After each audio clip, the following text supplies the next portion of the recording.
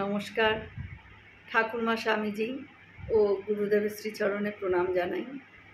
প্রাচীন সাধুদের কথা সেখান থেকে খানিকটা অংশ পড়ে শোনাচ্ছি।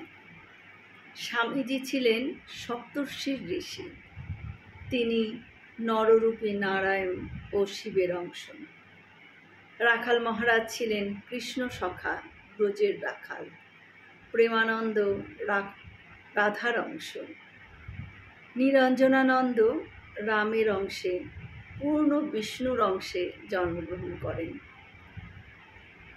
শিবের অংশে জন্ম শিবানন্দের, কিন্তু তিনি নিজে একবার বলেছিলেন, হয়তো আর জন্মে বৌদ্ধ সন্ন্যাসী ছিলাম।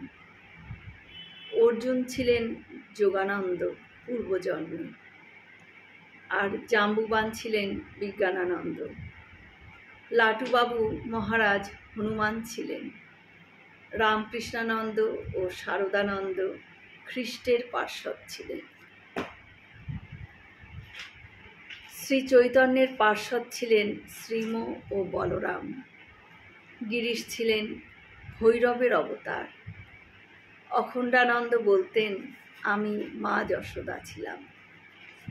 ভক্ত মহিলাদের মধ্যে গোপালের মা ছিলেন কৃষ্ণ অবতারে ব্রজের ফলওয়ালি, আর যোগীন মা ছিলেন কৃপা সিদ্ধা গোপী ও জয়া, আর বিজয়া হলেন গোলাপ মা। নিস্তারিণী দেবী ছিলেন ছিন্ন মস্তার অংশ। রানী রাসমণি ছিলেন অষ্টসখীর এক সখী। লক্ষ্মী দিদি ছিলেন মা শীতলার অবতার। এ যুগের অবতার ঠাকুর লীলা করবার জন্য এই সব চিহ্নিত ব্যক্তিদের সঙ্গে নিয়ে এলেন। এনারা কেউ আমাদের মতন সাধারণ মানুষ ছিলেন না। ঠাকুরের অনন্ত ভাব তার শিষ্যদের মধ্যে বিভিন্নভাবে রূপ পেয়েছে। স্বামীজি ছিলেন দারুণ শক্তিমান পুরুষ।